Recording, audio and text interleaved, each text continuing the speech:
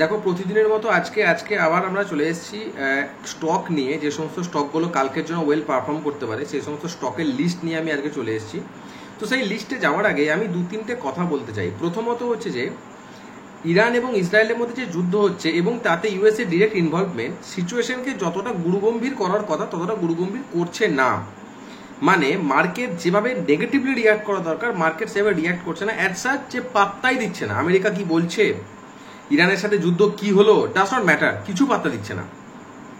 তো এটার একটা বড় কারণ হচ্ছে যে তেলের প্রাইস। অ্যাকচুয়ালি ইরান, আমি বারবার একটা কথা বলেছি, ইরানের সঙ্গে ইসরায়েলের যে যুদ্ধ চলছে সেখানে আমাদের কনসার্ন দুটো, এক তেলের প্রাইস, আর ইনডিরেক্টলি স্টেট অফ হরমুজকে বন্ধ করছে কি করছে না, আর 3 নাম্বার ইউএসএ ডিরেক্টলি ইনভলভ হয়ে গেছে এবং এই ইনভলভমেন্টের ফলে ইন্ডিয়াকে কোনোভাবে হ্যাম্পার করে কি করে না, এটা মেন কনসার্ন।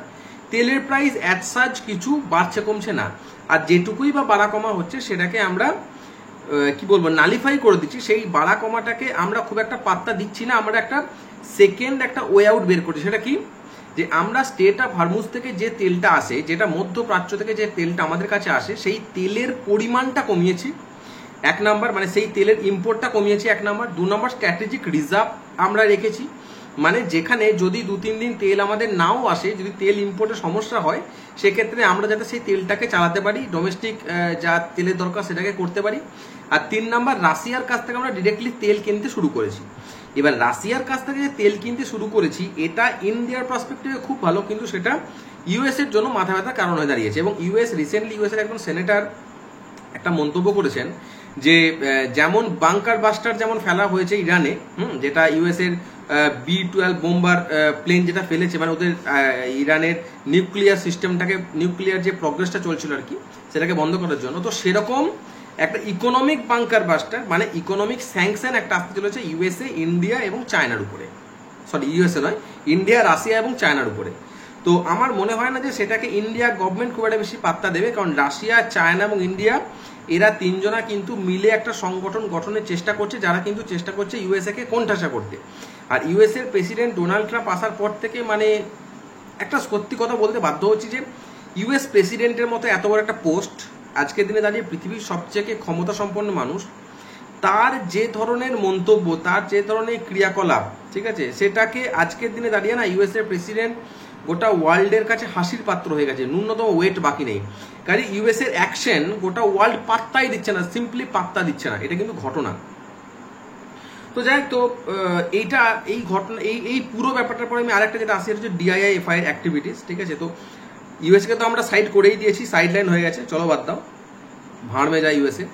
তো এখন আমাদের যেটা সামনে আসে DII-FI এর যে ব্যাপারটা, সেটা হচ্ছে যে DII আমরা দেখেছি আজকের দিনে বাই করেছে, এবং কত টাকা বাই করেছে, 5,600 কোটি টাকা, ভালো পরিমাণ বাই। FII সেল করেছে বহুদিন পর, এত সমস্যা হচ্ছিল, এত ডোলডাম সিচুয়েশন, তারপরেও কিন্তু FII বাই করছিল, আজকে সেল করেছে বাচ্চা 874 কোটি টাকার মাত্র, ঠিক আছে। এবং এই 874 কোটি টাকা সেল করেছে ঠিকই, বাট ঠিক আছে, এটা কোনো বড় ইস্যু না, মানে কিন্তু আজকের মার্কেটে যে কারেকশনটা আমরা দেখেছি না, আজকে মার্কেট এতটা নিচের দিকে ডাউন হয়েছে, যে পরিমাণ কারেকশন দিয়েছে সেটা কিন্তু যথেষ্ট ইম্পর্টেন্ট। আমাদের এই ব্যাপারটা কিন্তু বুঝতে হবে যে মার্কেট নিচের থেকে উপর দিকে করেছে। হ্যাঁ, আজকে হয়তো মার্কেট 0.5% মতো ডাউন, বাট স্টিল যখন শুরু হয়েছে তখন 1% উপরে ডাউন ছিল না। তো সেখানে দাঁড়িয়ে আমার মনে হয় এটা ঠিকঠাক কারেকশনের মার্কেট যেখানে বন্ধ হয়। যদি আমরা দেখি যে গত দিনের যে বড় গ্রিন ক্যান্ডেল তৈরি করেছিল, আজকের যে ছোট ক্যান্ডেল, ইনডিসিভ ক্যান্ডেল একটা তৈরি করেছে, সেটা কিন্তু না উপরের দিকে ব্রেক করতে পেরেছে না নিচের দিকে ব্রেক করতে পেরেছে। কাজেই আমার মনে হয় না যে আজকের মার্কেট সিচুয়েশনটা যদি সাইকোলজিক্যাল পার্সপেক্টিভ থেকে ভাবি, তাহলে মার্কেট কিন্তু আপ ট্রেন্ড আমি বলতে পারি, মার্কেট কিন্তু পজিটিভ সেন্টিমেন্টে এখন আছে, এটা বলতে পারি, ঠিক আছে।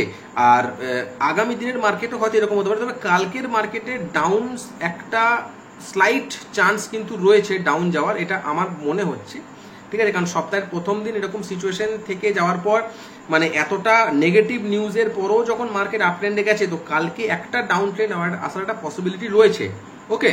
তো এই ওভারঅল সিচুয়েশন। তো এবার আমি স্টকের নাম বলবো। আজকে আমি নিয়ে এসেছি মোট 4টি স্টক, ঠিক আছে। যে স্টকের নামগুলো আমি অলরেডি বলেছিলাম সেগুলো থাকছেই, সেগুলো কোয়াজিস্টে লাগবেই, তারপরেও আমি 4টি স্টকের কথা বলছি। একটা হচ্ছে যে পুনাওয়ালা ফিনকর্প।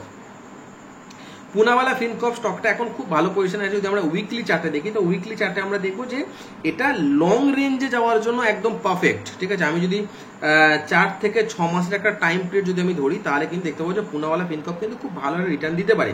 কারণ উইকলি ক্যান্ডেলে যদি আমরা যাই, তাহলে আরএসআই দেখতে পাবো এটা খুব ভালো পজিশন, 60-র উপরে আরএসআই রয়েছে, ভলিউম খুব পজিটিভ ভলিউম রয়েছে, আপ ট্রেন্ডে ভলিউম রয়েছে। ঠিক আছে, এবং সামনে খুব বড় টার্গেট নেই, মানে যখন বাড়বে না তো স্লাইটলি পুরো লম্বা করে বেড়ে যাওয়ার সুযোগ আছে, কোনো জায়গায় কোনো রেজিস্ট্যান্স পাওয়ার কিন্তু পসিবিলিটি কম। কাজে পুনাওয়ালা ফিনকর্পকে কিন্তু আমরা একটু বড় রেঞ্জের জন্য ধরতে পারি, ডেফিনেটলি ছোট রেঞ্জের জন্য ইটস ওকে। ঠিক আছে, এখানে কিন্তু ভলিউম যেটা আজকে ক্রিয়েট করছে না পুনাওয়ালা, বড় ভলিউম ক্রিয়েট করছে, তো সরি বড় ভলিউম এবং বড় ক্যান্ডেল তৈরি করেছে, মারুবুজু টাইপ ক্যান্ডেল তৈরি করেছে। তো এই ধরনের বড় ক্যান্ডেলের পর ন্যাচারালি স্টক কিছুটা নিচের দিকে আসে, রিট্রেসমেন্ট এসে আবার উপর দিকে উঠতে শুরু করে। তো কালকের দিনে দাঁড়িয়ে যে মার্কেট উপরের দিকে যাবে সেরকম পসিবিলিটি কম, যদিও হতেও পারে, ভলিউম যথেষ্ট ভালো ছিল। ঠিক আছে, তারপরও আমরা পুনাওয়ালায় কিন্তু আমরা একটু নজরে রাখবো। এরপর হচ্ছে ভারত ফোরগে।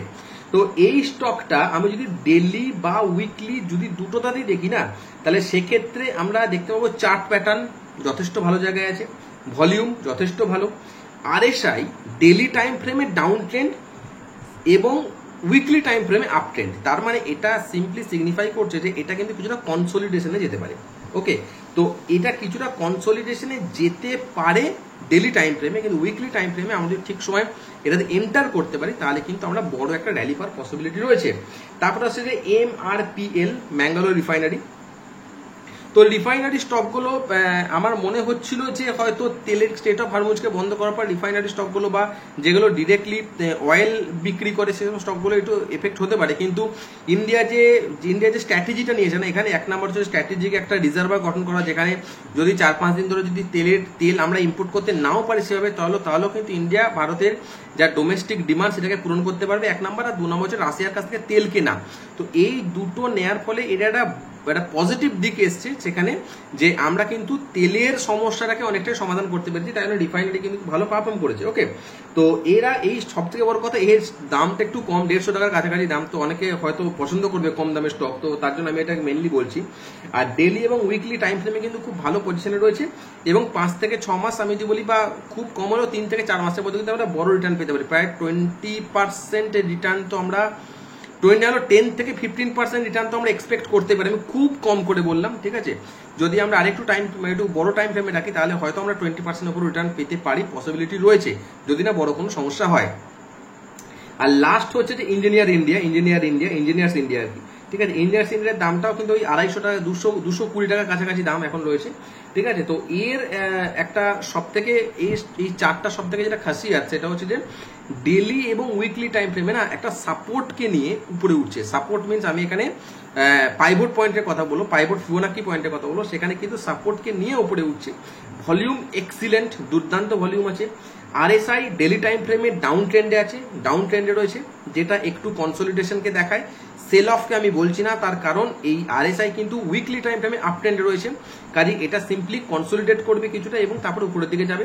আচ্ছা, উইকলি টাইম ফ্রেমে ভলিউম তো বললাম, এবং আরেকটা ইম্পর্টেন্ট কথা 7 এবং 17 না, 7 এবং 17 যেটা মুভিং অ্যাভারেজ আমি যেটা ইউজ করি, ঠিক আছে, এর মুভিং অ্যাভারেজ, তো সেখানে না একটা কি বলবো, এটা জড়িয়ে রয়েছে। তো আমি দেখেছি যে 7 এবং 17 না, ভুল বললাম, 17 এবং 47 মুভিং অ্যাভারেজ যখন জড়িয়ে থাকে এবং তার উপরে যখন উপরে যখন ক্যান্ডেল তৈরি করে, গ্রিন ক্যান্ডেল তৈরি করে এবং আরএসআই আপ ট্রেন্ডে থাকে, তো সেক্ষেত্রে এবং আরেকটা ইম্পর্টেন্ট কথা, যে এর যে প্লেসটা মানে কত দূর যেতে পারবে, ঠিক আছে, অ্যাজ সাচ কোনো কিন্তু রেজিস্ট্যান্স নেই এর উপরে।